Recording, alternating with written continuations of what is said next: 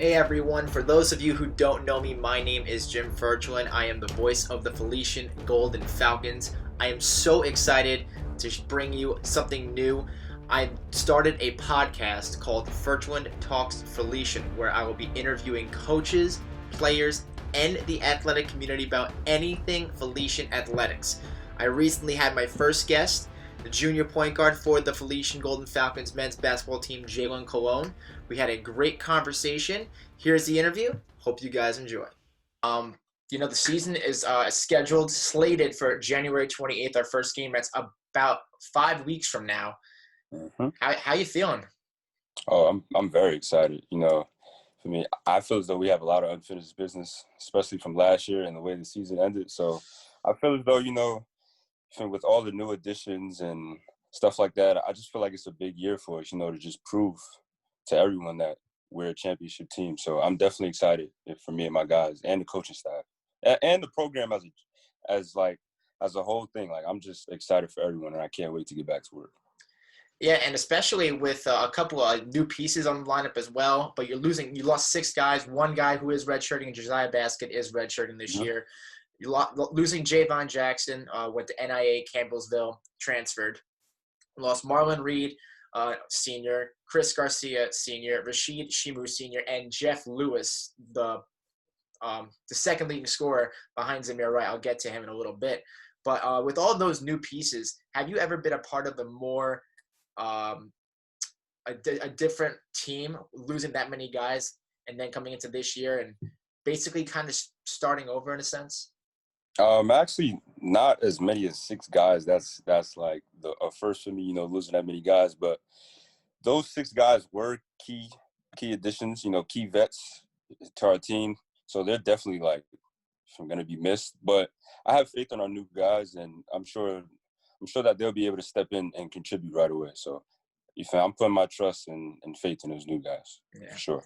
6 schools, that's almost half the CACC conference, has withdrew due to COVID-related concerns, and no surprise there. Goldie Beacom, Post, Holy Family, Wilmington, U Sciences, Chestnut Hill, mostly in the Philadelphia area, except for Jefferson, of course. So Yeah. with 8 schools now in the balance for the CACC, what does this do for Felician? Does this give them an advantage, or more than likely is it just a matter of how many schools you want to go up against? And what does this do for them to know that the conference has been shrunk dramatically? Mm-hmm. As far as us as a team, I just feel as though we're just gonna play who's ever on the schedule, how many teams there are. Like, I feel as though just us as a team, we don't really care about who's playing, who's not playing. We just want to just go and just just play whoever's on the court with us. It does, having only 8 teams, it makes it definitely more competitive, I can definitely say. And I can also say it can make it harder because everyone is ultimately making the playoffs. Everyone, Yep. is just so more motivated. So I feel as though it's good. It's definitely good for us, and definitely, since it's being a shortened season, it should drive us to play even harder. Because at the end of the day, it is only 11 games, and the season is shorter. So I feel as though it's definitely more motivating, and we're just gonna play whoever's on the schedule, whoever's appearing on Tuesday or Thursday or Saturday night. So yeah. Last February, going 7-1, winning 8 of your last 10 games, therefore putting you in the situation against Jefferson, the CIC quarterfinals, the second year in a row. And just want to recap from last year. You're more than likely your most efficient game. 21 points, missed 1 shot, I'm pretty sure. And just the way that last year finished and how close you were to basically taking down the juggernaut in Jefferson. What did that leave in your mindset after that shot went in by Kylan Guerra to win it?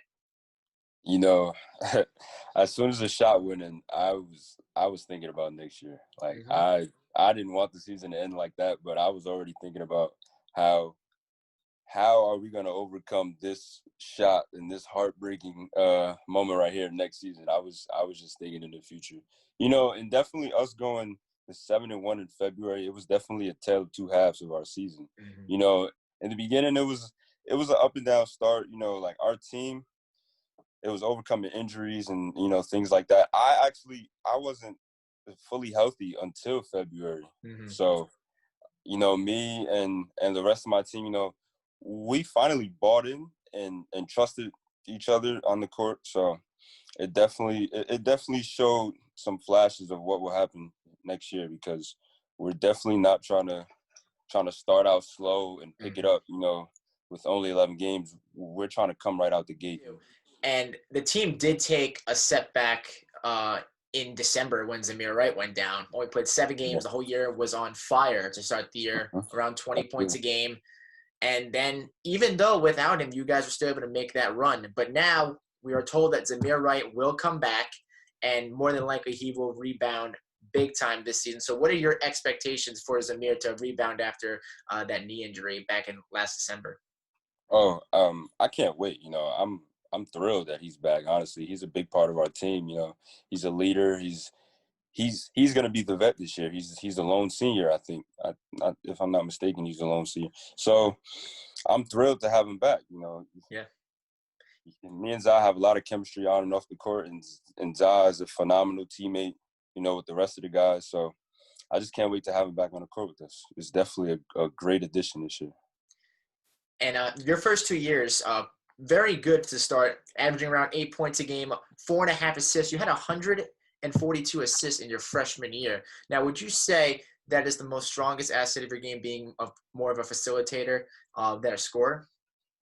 Honestly, maybe. I don't know. Like, it's whatever up to however my teammates or my coaches say. But, you know, I just like to make the right plays in the moment and just follow, like, you know, of what Coach Lewis and what Coach Abraham needs me to do and what the team needs me to do. So if the team needs me to, you know, facilitate and lead, then I'll just do that.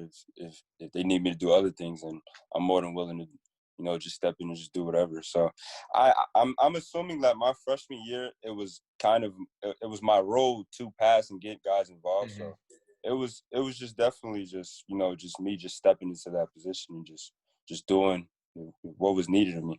So I don't think that's like a strong part, but I think it's definitely one of my parts of the game of that I can attribute to on the floor. So I definitely think it's just a good piece passing. So I talked to Coach Lewis about 2 weeks ago. We did a Zoom call ourselves, and I was asking about the new guys, and you give me a brief synopsis on the new players. But however, he told me that he hasn't seen. You guys haven't had a practice yet. You guys haven't played 5-on-5, maybe 3-on-3, 4-on-4. But what have you said to the newcomers, or have you even said anything to the new players that are going to be on Felician this year? Oh, I told him to take everything in stride, because that's what we're all doing too. It's the restrictions of COVID. You know, having practices one day and then the next week you might not even know you have practice. So I just told him, you know, just keep working and just honestly, like, be prepared for the season if it happens or not, because like once it starts, we're rolling. So it's no looking back. So I just told him, you know, just take everything in stride, just day by day, and just keep working. That's really it. Jaylen Colon, I know we talked a lot, but I just want to thank you again for your time. Appreciate all the information that we got. And thanks for being on my podcast for episode 1. Hope we have a really successful and yet fun season coming up ahead of us. I can't wait. And I'm glad that you're the voice behind it. I'm glad you're the voice behind it. I can't wait to hear you in action. So appreciate it, man.